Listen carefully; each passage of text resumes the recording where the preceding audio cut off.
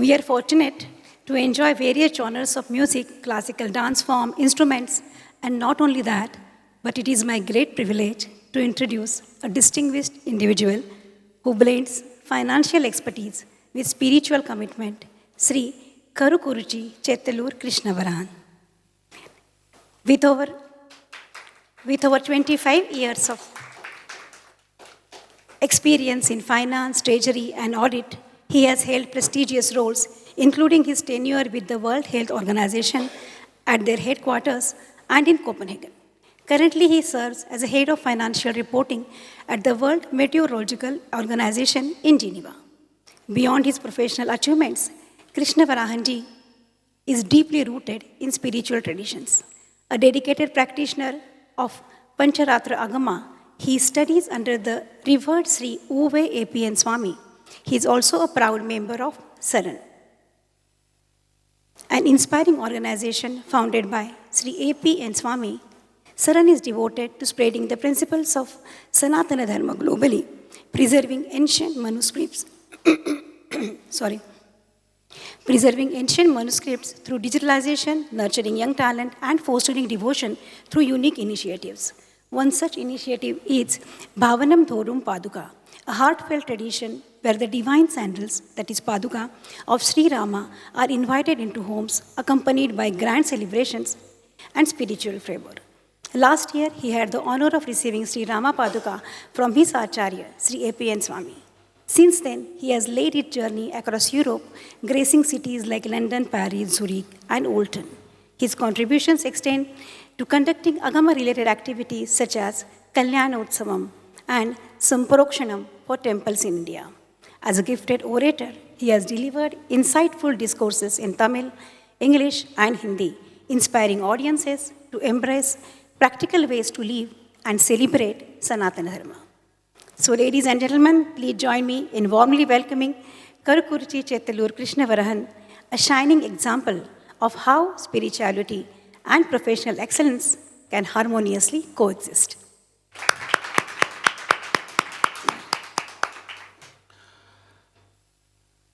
प्राची संध्या काचिदंदर निशाया प्रज्ञादृष्टे रंजन श्रीरपूर्व वक्त्री वेदान भातु में वाजिवक्त्रा वागी शाक्या वासुदेवस्य मूर्तिः श्रीमान वेंकटनाथार्य कवितार्किक केसरी वेदांताचार्य वर्यो में सन्निधत्तां सदा हृदि वेदांत देशिक यतीन्द्र कटाक्षलब्ध त्रय्यंतसारम अनवद्य गुणम बुधाग्र्यम नारायणाद्य यदुतुर्य कृपाभिषक्तम श्री रंगनाथ यतिशेखरमाश्रयामः श्री कृष्णमार्यं करुणालयन्तं वेदान्तयुग्मं समतीतवन्तं वत्साभिजातं विदुषान्वरेण्यं श्रीभाष्यसिंहं प्रणमामि नित्यं वाच्य श्री कृष्ण सूरीन्द्र पदपंकज षट्पदम् अनंत पद्मनाभार्यं भारद्वाजम् अहं भजे अस्मद्गुरुभ्यो नमः. Jai Garuda Suparna. Namaskaram. I am Krishna Varahan from Geneva, and in this auspicious occasion of celebrating Margazhi along with SIFAA, it's my privilege to talk a few words about Swami Deshikan's Sanskrit drama called Sankalpa Suryodayam. Whenever we think of Swami Deshikan, we would remember many of his works in Sanskrit called shlokas, like the Hayagriva shloka or Dashavataram shloka, Garuda Dandakam, Raghuvira Gadyam, and then his magnus opus called Paduka Sahasram that he composed 1008 shlokas on the Paduka of Ranganatha within a span of 3 hours. For us to read that itself, it's going to be difficult, but he composed 1008 shlokas in the matter of 3 hours. And also he has done few Tamil works called Deshika Prabandham, like Adekalapattu, Prabandhasaram, etc. When you talk about Swami Deshikan, he is like an open university where you could just take one of his work and you can do a complete research for your lifetime. That's why if you, like the starting shloka that I mentioned about Sriman Venkatanatharya is a salutation in Sanskrit to Swami Deshikan. The same thing if you, there is a Tamil invocation shloka on Swami Deshikan. Sirundru Thurpul, Thiruvengadamudaiyan, Parundru Chonna Palmozhiyul, Or Ondru Thane Amayado, Dharaniyil, Vazhvarkku, Vaanera Pomalavum Vazhvu. So you just need to understand one of his work completely. That will liberate you from this samsaric ocean of cycle of birth and death. Swami has done a lot of works, like more than 128 works, but still he felt like people did not understand the concept of Visishta Advaitam properly. Like there have been itihasas in our country like Ramayana and Mahabharata. But if you see, seldom people read that because one, it's too long, like 24,000 shlokas and all those things. People don't have the time or they don't concentrate for long hours. But then, if the same thing is made in the form of a serial or a movie, we do watch. Like how many of us were eagerly waiting for every Sunday at 9 a.m. to watch either B.R. Chopra's or Raman Sagar's Ramayana and Mahabharata. So it's easy to attract through a visual medium rather than to communicate the same thing in words. So thinking that Swami Deshikan being a visionary, he thought, okay, let me deliver something unique to explain the tenets of Visishtadvaitam. So he chose the drama mode, which is called the Sankalpa Suryodayam. In Dashavdara Shlokam, the starting of the Dashavdara Shlokam, it goes like this. Devona Shubham Matanotu Dashata Nirvartayan Bhumikam Range Damani Labda Nirbara Rasair Adhyakshito Bhavukai Yadbhaveshu Pratag Videsh Anugunan Bhavan Swayam Bibrati Yaddarmairahani Dharmani Viharate Nana Kritir Naika. So in this, what Swami Deshikan says is, the world is a stage, Rangam. And then Perumal, the Lord Narayana, takes different avatar, comes down to us to establish that he is the supreme being. Like if you take Rama avatar, again it is very apt, you could easily relate it because Rama came and he chose his father as Dasharatha. So and then again if you come to South India where we don't put the surname at the back but we keep the initials in the front. So if you read that, it is called, he is called Dasharatha Rama, which is called D. Rama, indirectly implying us that he is doing a drama to attract all the Jivatmas towards him. And also we remember a Western poet, right, who also says that the world is a stage and we are mere actors. I think you could see those poets would have got inspirations from Swami Deshikan's work. There was a poet called Krishna Mishra and he wrote a drama called Prabodha Chandrodayam. There was nothing wrong in that because when you talk about Chandran, which is the moon, it is beautiful. And then the moment you see a moon, everybody gets attracted. But there is a flaw in that because the moon has both the waxing and the waning phase. So it, like from Paurami to Amavasa, so it decreases and increases. So then, even though it is beautiful, it's romantic, but at the same time, it doesn't emit its own light. It needs a different light source to emit. So what Swami Deshikan did was, in order to give reply, unfortunately, they did not have Twitter those days to tag back each other and write in 140 words, and in definitely 140 characters would have been sufficient for both the poets. But Krishna Mishra wrote a book, and in reply, Swami Deshikan wrote another drama called Sankalpa Suryodayam to counterattack the points what Krishna Mishra has said. So when he wrote this drama, he gave the name as Sankalpa Suryodayam. Again, the reason when you talk about Suryodayam, which means sun doesn't need any other sources of light. It attracts its own light, and then we, the Jivatma, are in the darkness in the samsara, and for us to get liberated from this, we need a sun which is nothing but Perumal. Also, when you go a little more philosophically, as a Jivatma, when you attain moksham, it goes through two different paths. The one path is called Archira, the Marga, the route where you have the point of no return. So when you do that, either through bhakti or prapatti, you attain moksha, and that's when you don't come back. So, and that path is a path of light. Any other path Jivatma takes is bound to come back to this materialistic earth and then takes the cycle of birth and death. And also to travel in this path, you need his divine will.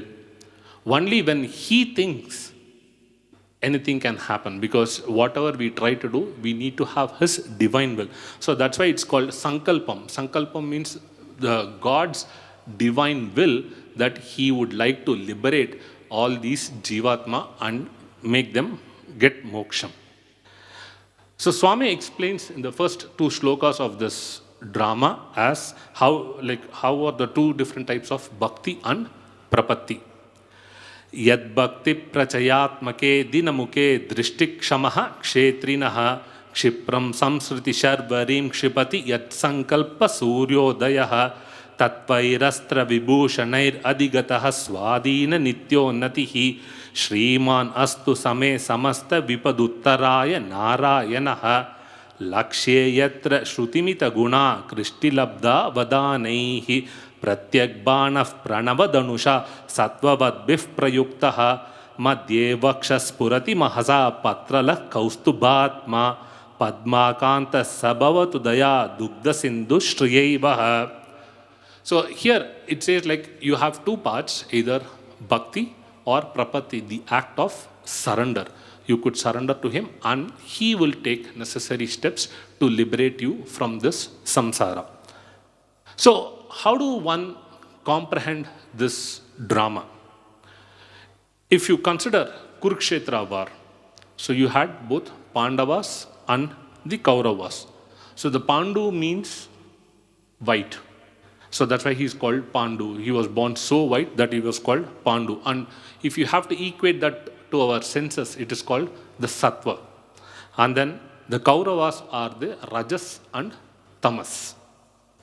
And our body, again in Bhagavad Gita, Swami Krishna says, our body is the Kshetram. So the Kurukshetra is nothing, we need not go find somewhere near Delhi. It is within our own body is the Kurukshetra, where the Sattvam and Rajas, Sattvam is fighting against the Rajas and Tamas.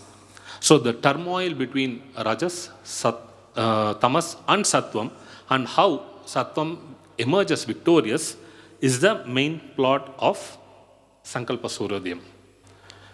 This Jivatma has Jnana, and his wife is called Dharmabhuta Jnanam. So again, the brilliance of Swami Deshikan can be seen, because what he did was he took all these abstract characters that we think of and made it as the real characters, as if they are talking to each other. So the Jivatma and his wife Dharmabhuta Jnana, they have two kids. One kid is called Satvik kid, who is called Viveka, and then his wife is called Sumati. Satvik is Vivekan and Sumati. And then he has a commander-in-chief called Vyavasaya, which means the effort, and also a driver or a charioteer called Sath-Tarkan. Because when you have to go from one place to another, you need a proper driver, right? So he ensures that you also have a proper driver who can ask the right questions and take you to the right path. And then there are few more supporting characters for the protagonist Vivekan, called Vishnu Bhakti, Maharshis, etc. Then the second kid is called Mahamohan, and his wife is called Durmati. And his supporting characters are Kama, the desires, his wife Rati, enjoyment, Krodha, anger, Jigamsa, desire to kill, Lobha, Trishna, Damba, vanity, Kuhana, fraud, Darpa, pride or arrogance, and then Asuya, finding fault.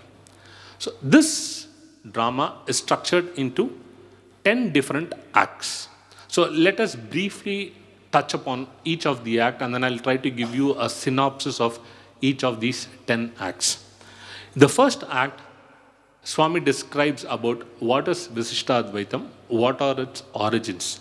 Again, if you take any Sri Vaishnava, the famous thing is from where does it start? Because everything you need to know the source. Like even when you buy any cloth or any vegetable, we always go for, okay, what is the source? Whether am I getting organic or whether it is filled with pesticides. So for us, finding the source is always important.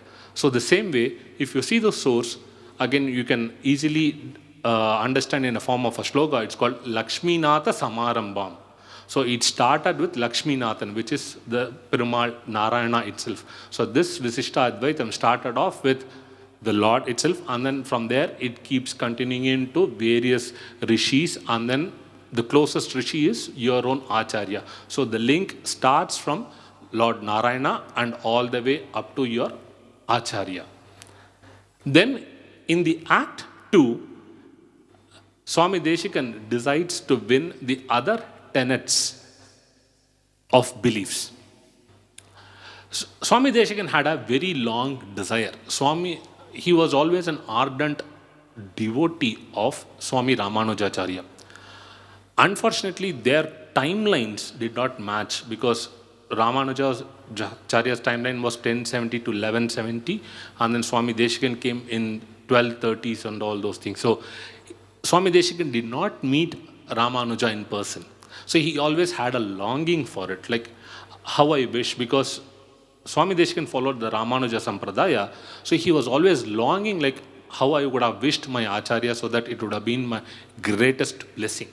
But again, the work of Swami is that he ensured that while writing this drama, he made a character for himself as well as his Acharya, as if they both are interacting. Again, now we have seen so many films with AIs of the actor and actress who have gone many years back. Still, we could enjoy their voices and all those things.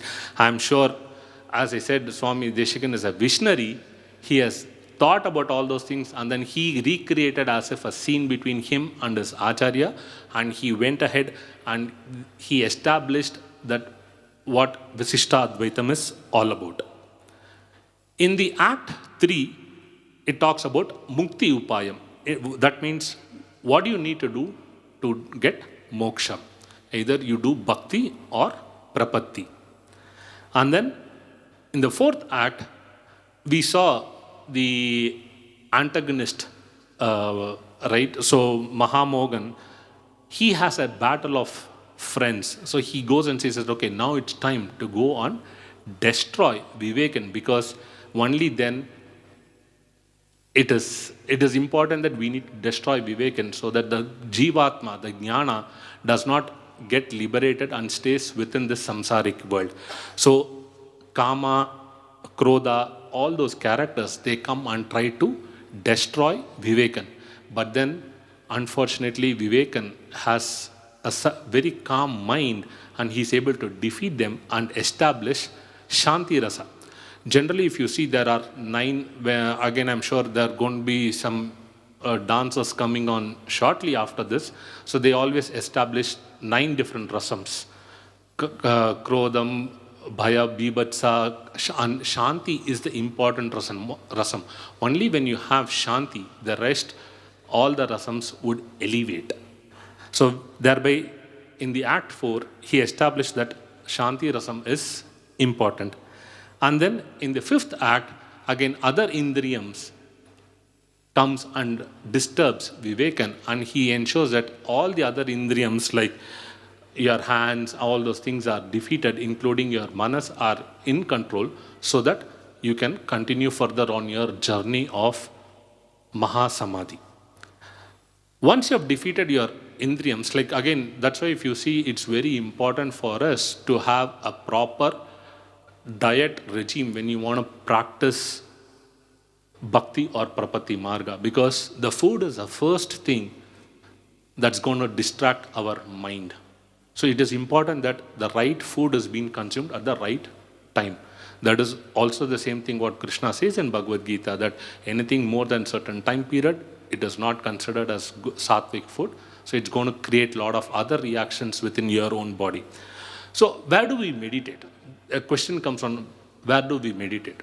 So that's where Swami Deshikan takes up the entire geography of India. He has written a book called Bhuloga Nirnayam, but unfortunately that is not available. It has been lost. So what Swami Deshika did was he traveled various cities and he visualizes the various cities in this act. Like imagine in those days where he had to travel either by a bullock cart or maximum by walk, still Swami is able to manage and remember each and every detail of various cities that he has seen and documented it for us.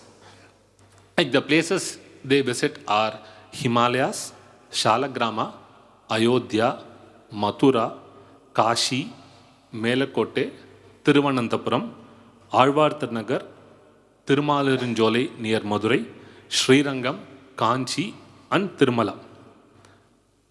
And finally, Swami Deshikan says that, okay, after seeing all those things, Vivekan and his chariot, Tarkan, visits all these places and then finds that all these places are good, but there is something or the other, there is a flaw in this place that will not help my father to meditate for a long time.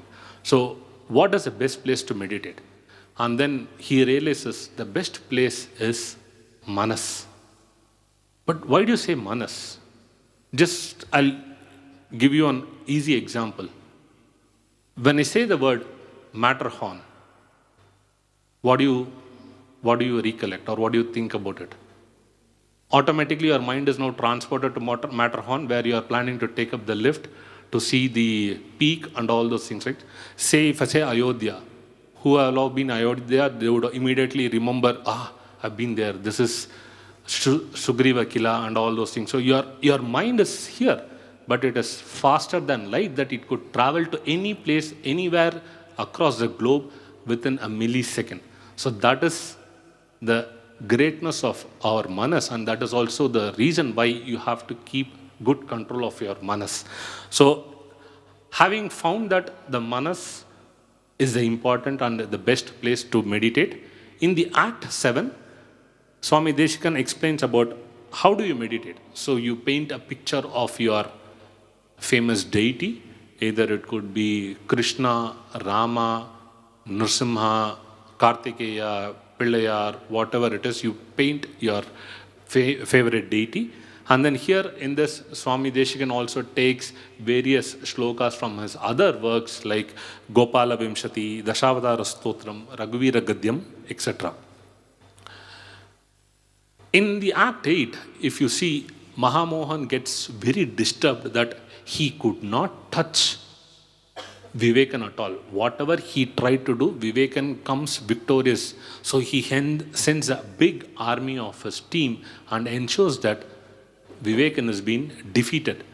And now, just imagine a scene like Kurukshetra, the battle of Kurukshetra, where you have the Pandavas and the Kauravas fighting with each other with all those astras flying around.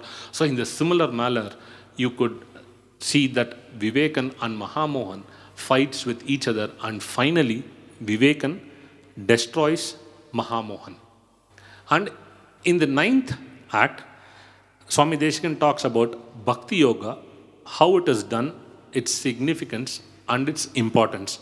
So there are 8 steps for a Bhakti Yoga. You start with Yama, Niyamanam, Asanam, Pranayamam, Pratyaharam, Dharana, Dhyanam, and finally Samadhi. This is called Ashtanga Yoga that we say. So how do you meditate and what is the steps that has been done? And finally, in the 10th Act, the Jiva and the Dharmabhuta Jnana attains moksham through his son called Viveka. Again, if you see, you could give one more a correlation of Krishna Avatara. Because in Krishna Avatara, what happens when Vasudeva and Devaki has been prisoned by Kamsa, and then Krishna was born and he comes back and liberates his father and mother. So in the similar way, Viveka liberates his father and mother, which is the Jivatma, the Darbhabhuta Jnana, and destroys Kamsa, which is the Mahamohan.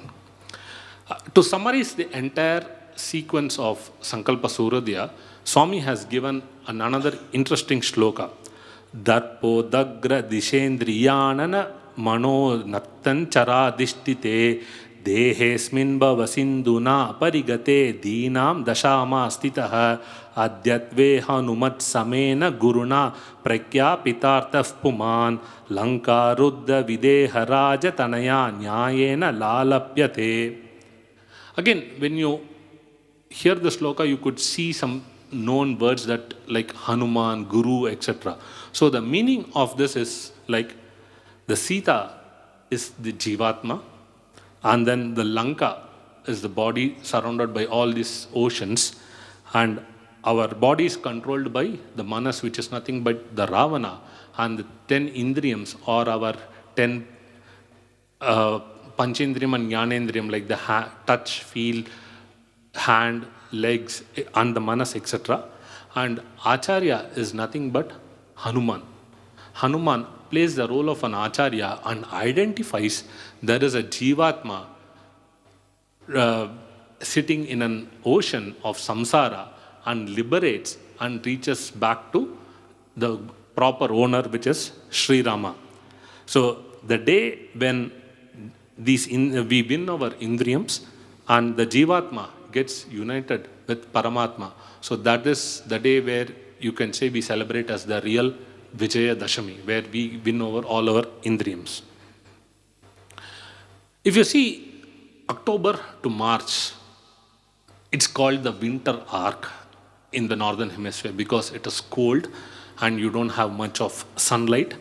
And during this time, this is when your mind is very vulnerable. Again, if you see the modern age people, the doctors, they say recommend an artificial light so that you get more vitamin D's or those kind of things. Again, these are all things what Swami Deshikan has thought more than 750 years back to say that, okay, this is the period where your mind is wavery, it's not constant, and also in this part of the world you have more, I would say, deaths because of they are not able to get proper mental support as well. And what people tend to do is they lean towards more self-help books or they go to meditation, those kind of classes, mainly during this time. And also, if you see back in South India, this is when we celebrate our Margazhi celebration because we know that our mind is vulnerable, and to get rid of all those things, we think about the name of the Lord so that we can get out of this. So, if you see all these characters within Sankalpa Suryodaya, they are not outside anywhere. It is all within us. How we identify this and then how we control them and how we win over them is the real essence of Sankalpa Suryodaya. Let me ask one more question. How many of you seen the film Inside Out 1 and 2?